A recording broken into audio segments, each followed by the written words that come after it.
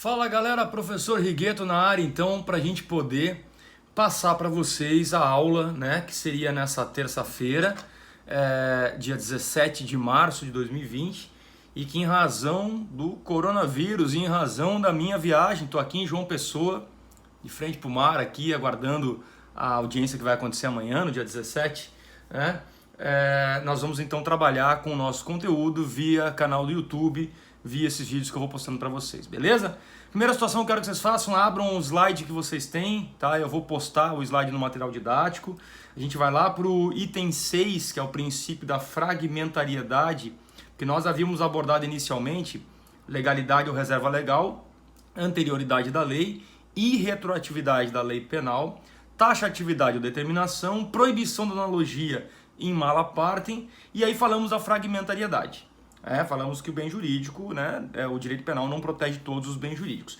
Posteriormente, ficou faltando ainda uma sequência de princípios, eu vou abordando cada um deles, depois vou postando em links para vocês poderem assistir. Próximo princípio que nós temos aqui é o princípio da intervenção mínima do Estado. Se você olhar o teu slide lá, está escrito que o direito penal deve obedecer ao caráter da imprescindibilidade, procurando restringir ou impedir o arbítrio do legislador, no sentido de evitar a definição desnecessária de crimes. Só será crime o que realmente for necessário para a sociedade. A intervenção mínima é uma questão utilizada justamente para quê? Primeiro, para o legislador não ficar criando crime para qualquer coisa. Se abrir a janela é crime.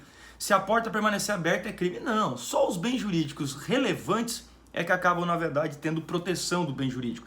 Pensa que a intervenção mínima casa com a fragmentariedade, onde mostra, na verdade, que, regra geral, o direito penal não vai proteger todos os bens jurídicos, né, por ser muito amplo, fragmentariedade, e também porque não vai proteger aquilo que for desnecessário, entendeu? Então, a princípio da intervenção mínima tem essa lógica. Eu uso muito essa questão dos princípios, às vezes até de maneira processual, por exemplo, nos casos da Lei Maria da Penha, onde o agressor, o homem acusado de agredir a mulher, voltam a ter um relacionamento harmonioso e durante o processo eu digo, silêncio, por que você vai punir fulano? Se fulano voltou a morar com a fulana, estão vivendo bem e o Estado serve através do processo para aplicar uma sanção, tecnicamente, apurar um fato e resolver um litígio. E esse litígio já está solucionado. Então a intervenção mínima é o primeiro princípio que a gente acaba utilizando tanto na parte processual quanto na parte penal para que o Estado não fique criando pena para tudo. Lembra que o direito penal é a última ratio, última alternativa. Enquanto tiver alternativa para a gente resolver de outra maneira, o direito penal não é utilizado. Foi necessário, a gente cai de pau em cima do direito penal e ele vem aplicar a pena. Beleza? Vem criar o crime e aplicar uma pena para esse crime. Passando no nosso slide, o próximo tópico é o princípio da adequação social. A adequação social mostra o seguinte: não se pode castigar aquilo que a sociedade considera correto. Condutas que são aceitas pela sociedade e que não ofendem a Constituição Federal, sejam pelos costumes, folclore ou cultura, passaram a ser excluídas da esfera penal. Ainda que determinada conduta aparentemente se enquadre em algum crime previsto, não será considerada criminosa, uma vez que está amparada pela aceitação social. Olha só, tá? Aqui tem um detalhe que nós temos que entender o seguinte: ainda que determinada conduta aparentemente se enquadre em um crime, em algum crime previsto, não será considerada criminosa, vez que é amparada pela aceitação social. Depende muito da circunstância, tá? Pelo seguinte, pergunto para vocês, Balneário Camboriú tem casa de prostituição?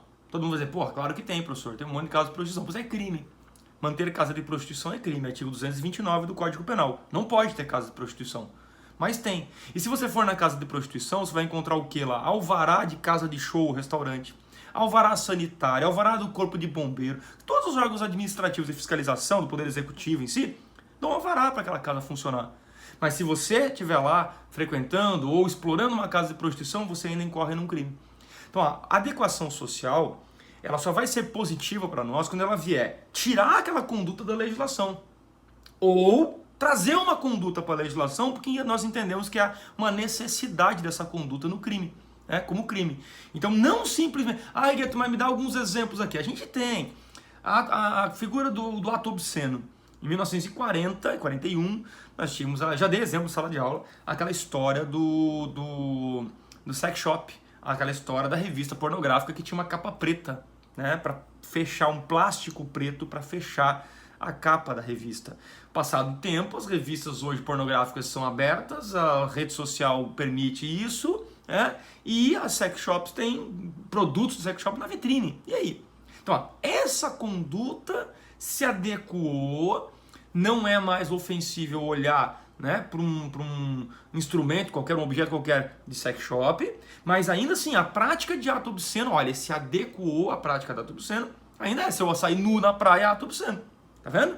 Então assim, ó, nós temos esses dois pontos, o ponto na verdade de adequação permanecendo a conduta como crime e a conduta de uma, em tese, de uma adequação social em que é crime, certo? De qualquer forma, que é o caso da casa de prostituição. Então a adequação social serve para excluir ou incluir condutas criminosas. Perfeito? Próximo slide que nós temos ali é o princípio número 9, lá do nosso slide, chamado lesividade ou ofensividade. Esse princípio é interessante. Tá? Nullum crimen sine iniuria. Vamos colocar ali. Exige de que o fato praticado ocorra lesão ou perigo de lesão ao bem jurídico tutelado. O aspecto valorativo da norma determina que só existe crime quando há ofensa concreta a esse bem jurídico. Daí se conclui que o crime exige sempre um desvalor da conduta, assim como um desvalor do nível que irá afetar concretamente determinado bem jurídico. Sem ambos os desvalores não há crime. Tal como outros princípios, o da lesividade não se destina somente ao legislador, mas também ao aplicador da norma incriminadora, ao juiz, que deverá observar diante da ocorrência de um fato tido como criminoso se houve efetiva lesão ou perigo concreto de lesão ao bem jurídico protegido. Vamos fazer uma ponte aqui para a gente fechar o primeiro vídeo relacionado aos princípios, a gente volta com outros. Primeira situação, tá? Rigueto, como é que funciona essa parte da lesividade ou ofensividade? Lembra do bem jurídico tutelado. O que é o bem jurídico? Aquilo que move o legislador a criar uma norma. Primeiro ponto. Segundo ponto, criei o bem jurídico. Tá, criei o bem jurídico. E agora, para ser crime eu tenho que ou atingir esse bem jurídico ou colocá-lo em risco. Perfeito? Atingi-lo ou colocar em risco. Não entendi, professor. Matar alguém, atingir o bem jurídico vida. Colocar em risco, conduzir veículo automotor sob influência de álcool. Eu não fiz nada. Eu dirigi apenas embriagado, apenas entre aspas. E o fato de eu dirigir embriagado, eu coloquei em risco o bem jurídico. Tão logo se eu coloquei em risco o bem jurídico, eu estou colocando em risco, tá havendo o crime. Aí eu vou dar dois exemplos práticos aqui, tá? Uma situação que o Fernando Capês, que era promotor de justiça de São Paulo, colocou uma vez, onde um casal dentro de um carro, à noite, chuva torrencial, mantinham ali dentro do carro relação sexual. O carro estava todo embaçado, vidro fumê, vidro escuro, vidro preto com película, chuva torrencial, tudo embaçado. Até que uma autoridade policial foi até esse carro com uma lanterna e lá dentro viu o casal nu.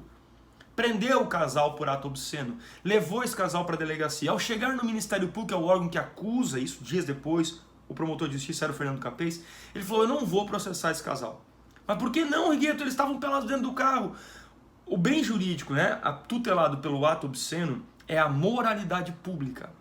É fazer aquilo que eles estavam fazendo durante o dia, à vistas de todos, de forma, na verdade, que eu passasse com a minha família, voltando da igreja, e visse aquele casal nu, mantendo relações. Agora volta para o caso que eu dei. À noite, chuva torrencial, vidros escuros, carro embaçado. Se não fosse o policial botar a lanterna lá para enxergar, ninguém teria visto. O bem jurídico não foi atingido e também não foi colocado em risco. Naquelas circunstâncias não foi. Tá vendo?